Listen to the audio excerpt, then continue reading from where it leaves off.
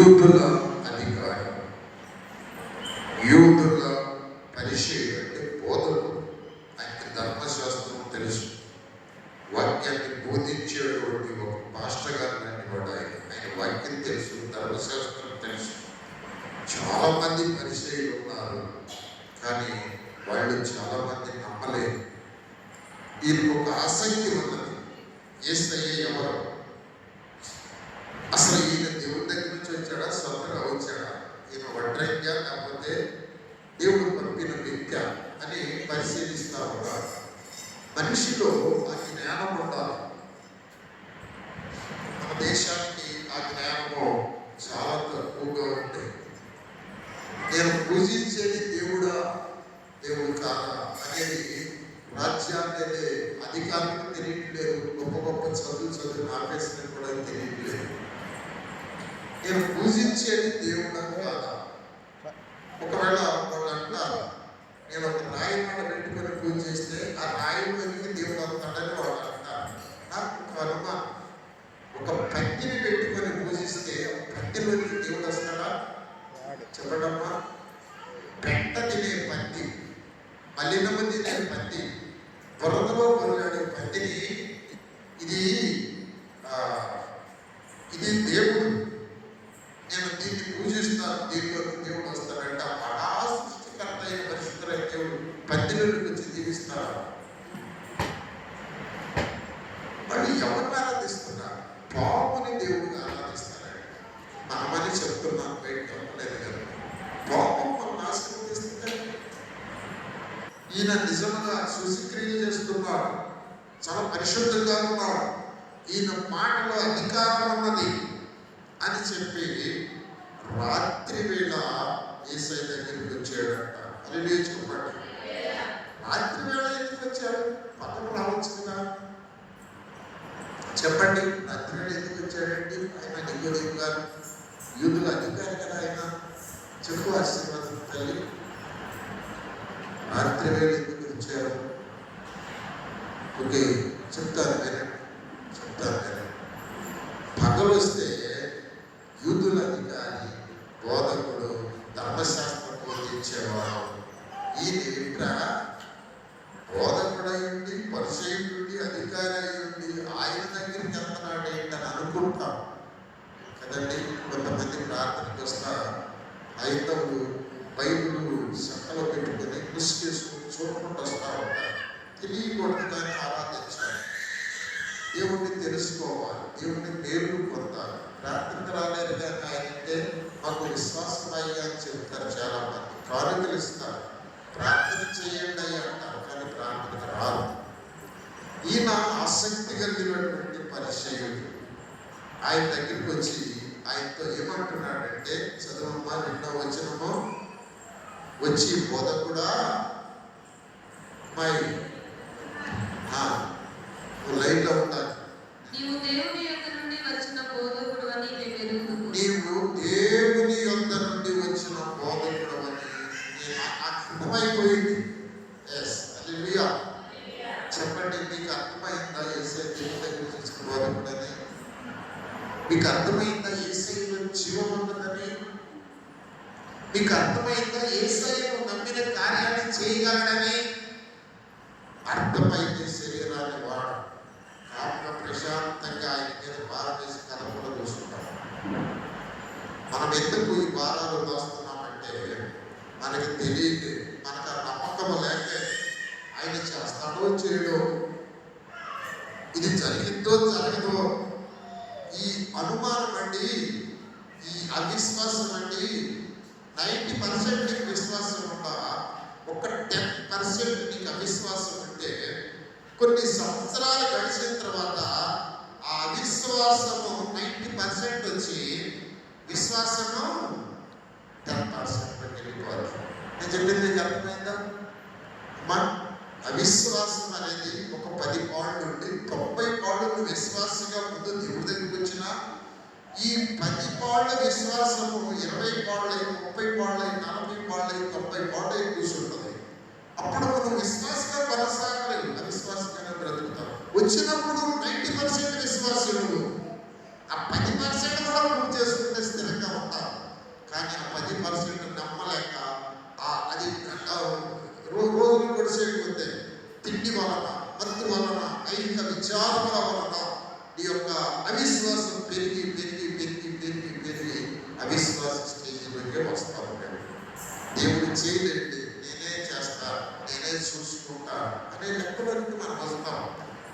నేర్చుకోవడానికి రీతిలో వచ్చాడు ఏసయ్య దగ్గర. అయ్యా నాకు అర్థమైంది, నువ్వు దేవుని యొక్క నుంచి వచ్చినటువంటి బోధకుడు అని నాకు అర్థమైందయ్యా.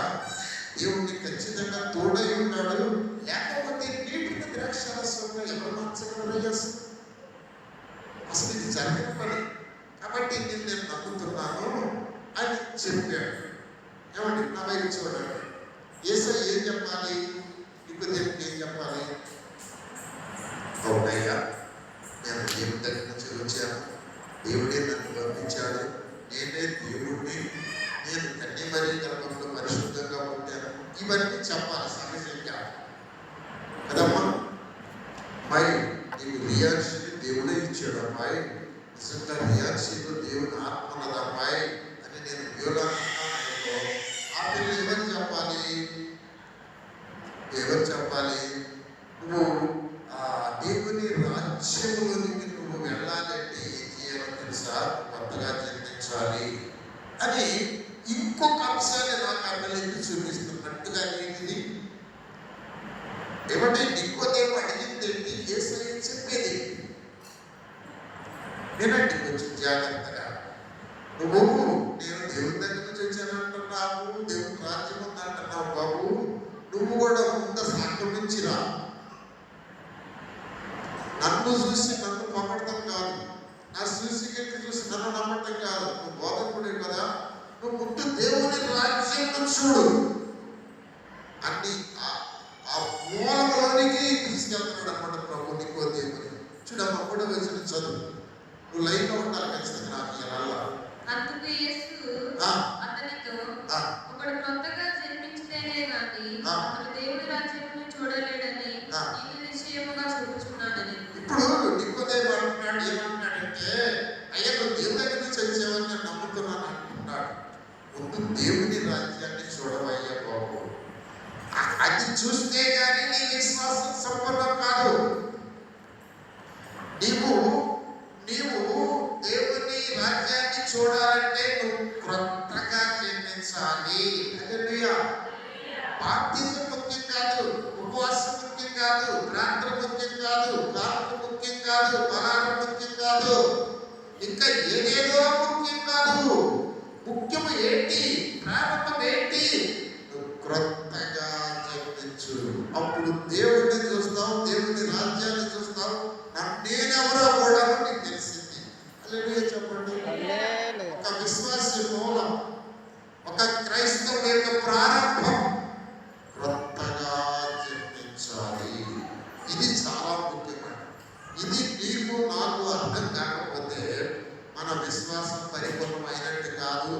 మనకు దేవుని దగ్గర నుంచి ఏదో ఆయన దయ చూపించి ఏదో అలాగా ఎంగిలి పెట్టుకుని స్త్రీలతో అందుకునే వాళ్ళమే కానీ దేవునితో పోరాడి సాధించగలిగిన పట్టిమ మనకు రాదు. జాగ్రత్తగా ఇవ్వాలి.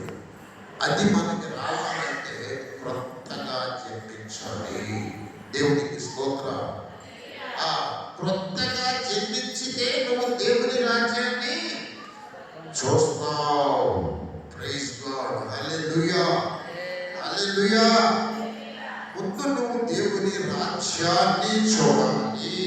ఓకే, జాగ్రత్తగా ఇవ్వాలి.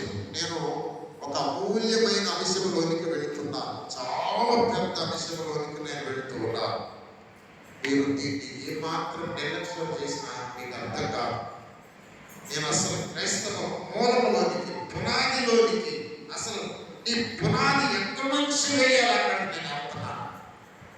ఈ పునాది లేక ఇసుక మీద కట్టిన విశ్వాసులుగా మనం బ్రతుకుతూ ఉన్నాం. గాలి వచ్చాను, ఆ వరద కొట్టెను, ఆ ఇల్లు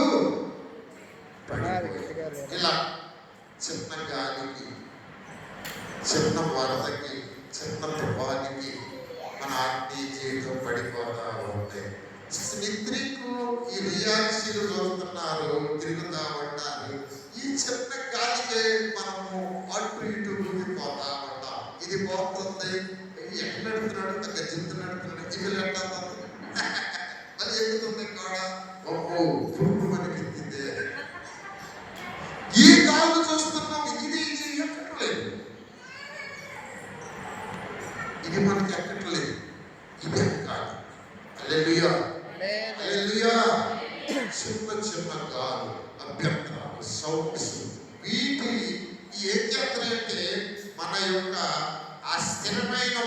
మందిని కదిలిస్తారు. కదిలిపోతుంది, నీ విశ్వాసం కదిలిపోతుంది. హల్లెలూయా. ఒక మాట కదిలించేస్తుంది, ఒక్క మాట కదిలిస్తుంది.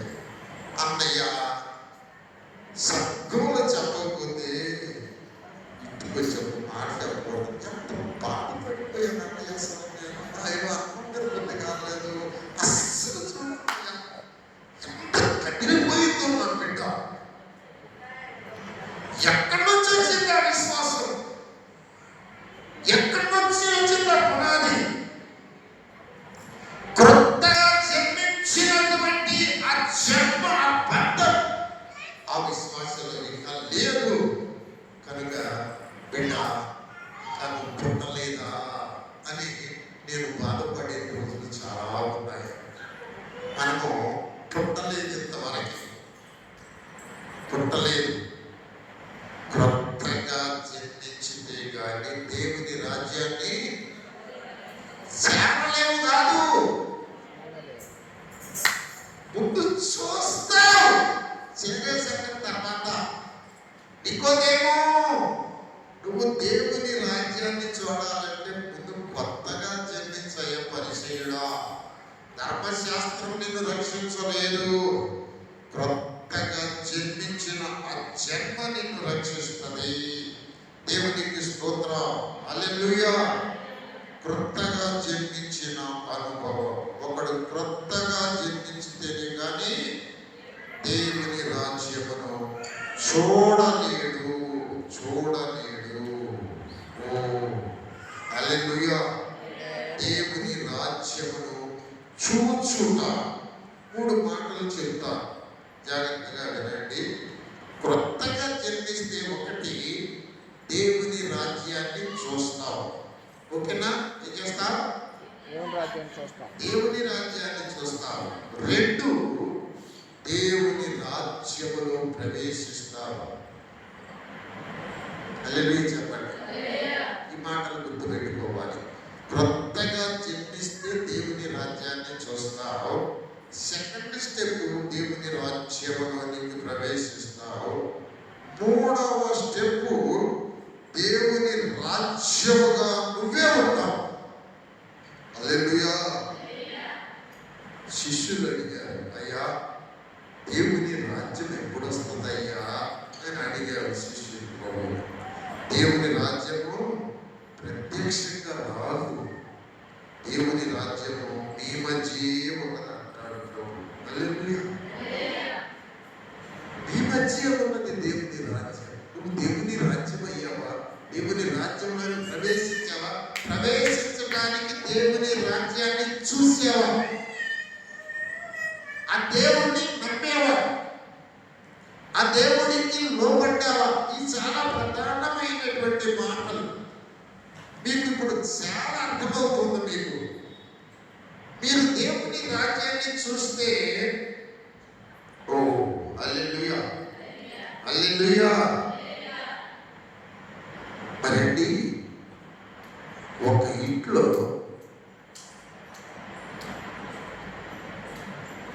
రోజు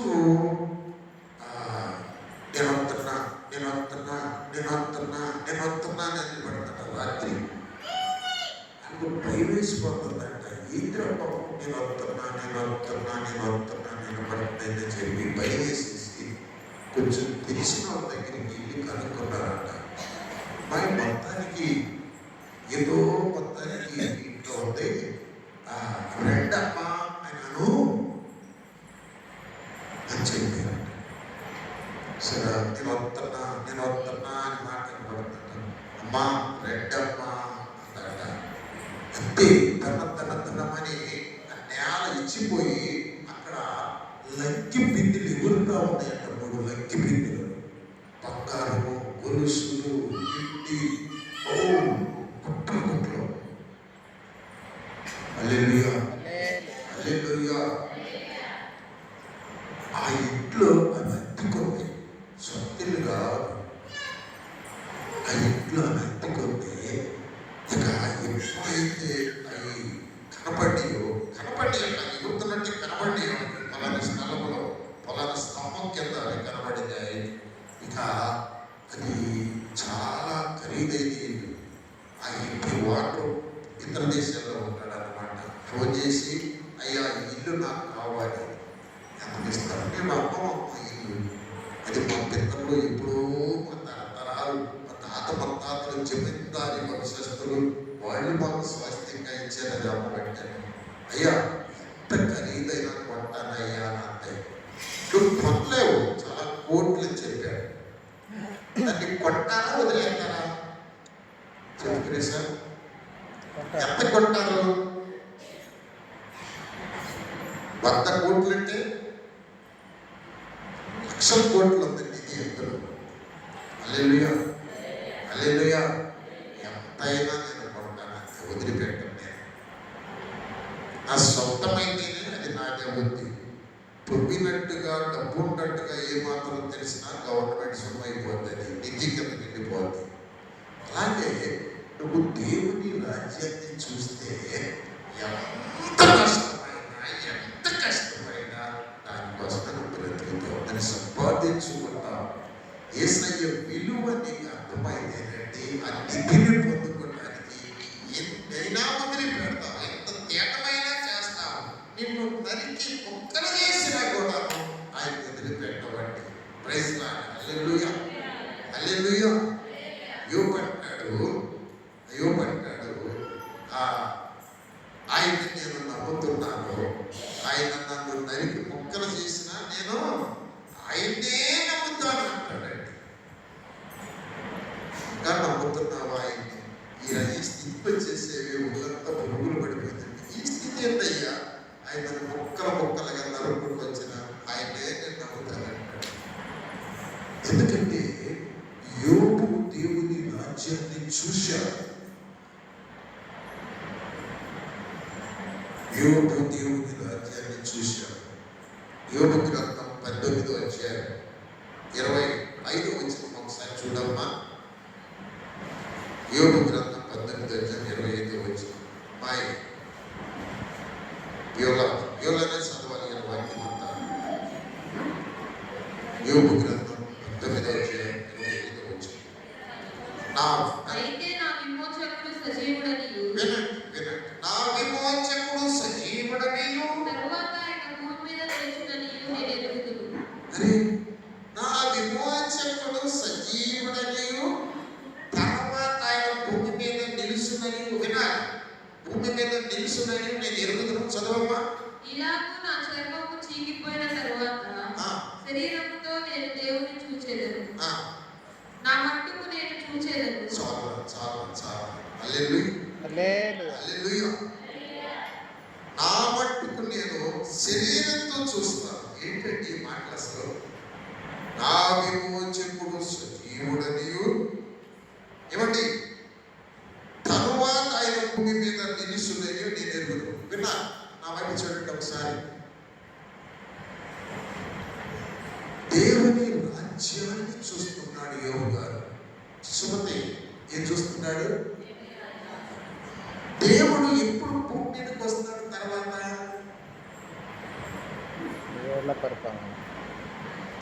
ఆయన అంటాడు ఇప్పుడు యోబు గారు, చూడమ్మా చదువు. ఆయన భూమి మీద నిలుచునని నేను ఎరుగుదని అంటున్నాడు. ఓ హల్లెలూయా, హల్లెలూయా. ఆయన ఎప్పుడు భూమి మీద నిలుస్తాడో చెప్పమంటారా? ఇటు చూడాలి. వెనకాల కుర్చీలో కూర్చొని నిద్రపోవద్దు. నేను వస్తాను మీ దగ్గరికి, నాకు మాట్లాడకుండా వస్తాను. నాకు కోపం వస్తుంది, ఒక్కటి సరుస్తాను ఇంటి మీద. నిద్ర దెయ్యం పారిపోయింది, ఏమనుకోకండి. కానీ వినాలి మాటలు, మీరు నష్టపోతారు, లేకపోతే మీరు నష్టపోతారు. మనం ఇక్కడికి వచ్చింది వాక్యాన్ని హృదయంలో తీసుకోవాలి. అయితే నా విమోచకుడు సజీవుడని నేను ఎరుగుదును, తర్వాత ఆయన భూమి మీద నిలుస్తాడు. యోబు గారు నీకు ఎట్లా తెలుసండి ఆయన భూమి మీద నిలుస్తాడంటే? ఆయన అంటాడండి, నేను నా దేవుని రాజ్యాన్ని 1000 ఏళ్ల పరిపాలనలో చూస్తా ఉన్నాను అంటున్నాడండి. హల్లెలూయా చెప్పండి. 1000 ఏళ్ల పరిపాలనలో నా దేవుడు రాజ్యం వెళ్తాడు. ఆ రాజ్యంలో నేను మన శరీరాన్ని ధరిస్తాను. ఈ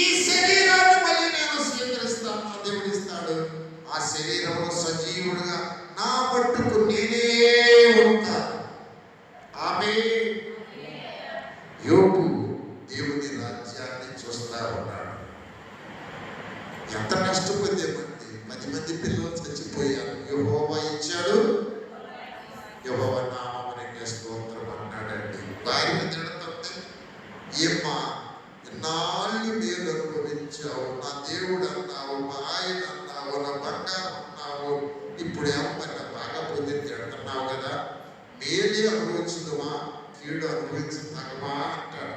అన్ని సంతోషం కావాలా, సమృద్ధి కావాలా, ఆయన పరీక్షించినప్పుడు, ఆయన శోధించినప్పుడు వాటిని అనుభవించుద్దాం మనము. కనుకండి ఒక్కొక్కసారి మనము దేవుడిని చూడాలంటే దేవుడు ఏం చేస్తాడంటే మనల్ని కొలిమిలోకి నేడతాడు. ఎక్కడికి నేడతాడు? నిప్పుల కొలిమిలోనికి నేడతాడు. గిల కొట్టుకుంటాము దెబ్బకి. శ్రమలు వచ్చేస్తాయి, పంటలో పడు, బిడ్డల్లో పడు, బాధ్యతలు ఎక్కువైపోతారు, సమస్యలు ఎక్కువైపోతాయి. డోకర వాళ్ళు, స్పందన వాళ్ళు, వాళ్ళు వీళ్ళు వారాల వాళ్ళు వచ్చి గోలగోల చేస్తా ఉంటారు. బతకడంటే సాగు వేలని తీసుకొని అప్పుడు అగపడతాడు దేవుడు, అప్పుడు అగపడతాడు. నాకు అలాగే అగపడ్డాడు. దేవుడి దగ్గరికి రావాలంటే నిన్ను ఆయన కొలిమిలో కాల్చాలి. దాన్ని కొలిమి అన్నారు, దాన్ని క్లెన్సింగ్ ప్రాసెస్ అంటారు, శుద్ధి చేసేటువంటి విధానము. అది కొలిమి కావచ్చు, అది దెబ్బలు కావచ్చు, అది వ్యాధి కావచ్చు. నీవు పరిపూర్ణంగా లేకపోతే, నీ విశ్వాసం దిగజారిపోతావంటే శ్రమలకు అనుమతించేస్తాడు ఆయన. యోనా విశ్వాసం చల్లారిపోతుంది, యోనాలో ద్వేషం చేసేది. నేను నినివేకి వెళ్ళను, వాడు మూర్ఖుడు, దేవుడితో వెళ్తానని చెప్పి వెళ్ళాడు. దేవుడు ఏం చేశాడు? సేవకు ఆజ్ఞాపించాడు, వెళ్ళి నా సేవకుడిని మింగు అన్నాడు. అప్పుడు ప్రార్థన చేసి మొదలుపెట్టాడు, అయ్యా నా తలచుంది ఏదో చుట్టుకుందయ్యా, నాకు ఊపిరి ఆడలేదయ్యా, నేను పాతాళం వెళ్ళిపోతున్నాను అయ్యా. ఇప్పుడు మళ్ళీ దేవుడు కక్కు ఒడ్డున అన్నాడు సేవతో. అలాగా మనము దేవుని రాజ్యాన్ని చూసేదాకా దేవుడు మనకి శ్రమలు అప్పగిస్తాడు. శ్రమల్లో కానీ, వినండి మాట, శ్రమల్లో కానీ దేవుని వైపు తిరగకపోతే కొంచెం భయంకరమైన మాట చెబుతున్నారు, తీర్పుకు అప్పగిస్తారు. తీర్పు దేవుని ఇంటి వద్ద ఆరంభము కాలము వచ్చి ఉన్నది. అది నీ వద్దే ఆరంభమైతే దేవునికి దేవులైన వారికి అది మగును. ఆ తీర్పు ఈ రూపంలో కూడా ఉండొచ్చు. తీర్పు వచ్చిన తర్వాత నువ్వు నా తీర్పు అనుభవించాల్సిందే. మరేంటి శ్రమను శోధనలు వచ్చినప్పుడు దేవుని వైపు తిరిగి నువ్వు లోబడి అయ్యా క్షమించయ్యా అంటే అది తీసేస్తాడు.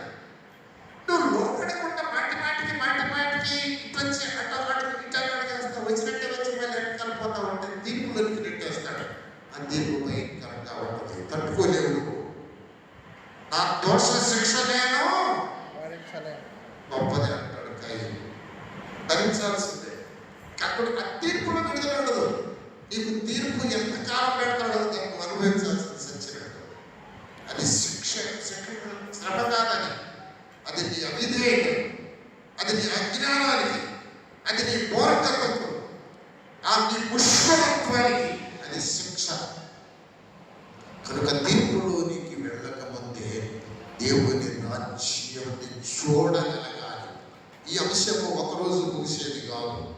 దాదాపుగా నేను ఉపవాస కూడాలు అయిపోతాయేమో అనుకుంటున్నాను. నేను పరిగెత్తటిల్లా, నేను ప్రసంగం చేయటిల్లా, నేను దేవుని వాక్యాన్ని ముక్కలుగా చేసి గ్రైండర్లో మిక్సీలో వేసి రసం తీసి గ్లాసులో పోసి మీకు తాగేస్తున్నా. చిన్నపిల్లలు తీయాల్సి శిశువార్తలు ఎక్కడ పెడతాం, అన్నం తాగాల్సింది, కషాయమైన తాగాలి, మంచి మధురమైనటువంటి మ్యాంగో జ్యూస్ అయినా తాగాలి. అన్నీ యోగా. ఇంకా జాగ్రత్త. ఈ ఉపవాస కొట్టల్లో కొలిమిలో నుంచి అన్నా బయటకు రావాలి, కొలిమిలో నుంచి తీర్పులోకి రావాలి. భయం వేసే మాట, జాగ్రత్త. ఇంతవరకు మీరు కొత్తగా చెల్లించలేదని నాకు అనిపిస్తుంది. పొరపాటుగా అర్థం చేసుకున్నావు పాస్టర్లో మేము చెప్పించామంటే 100,000,000 వందనాలు, 100,000,000 వందనాలు. నాకు కనిపిస్తుంది మీరు జన్మించలేదు. మీరు జన్మించలేదు. నువ్వు జన్మిస్తే దేవుని రాజ్యాన్ని చూస్తావు. జన్మిస్తే నీవే దేవుని రాజ్యం. నీవు దేవుని రాజ్య సంబంధిగా బ్రతుకుతావు. నీవు శరీరం నీలో ఉండదు, అస్సలు ఉండదు. నీకేది చెప్పి తగ్గదు, ఏ మాట నీకు గుచ్చుకోదు, ఏ మాట నీకు ఉండదు.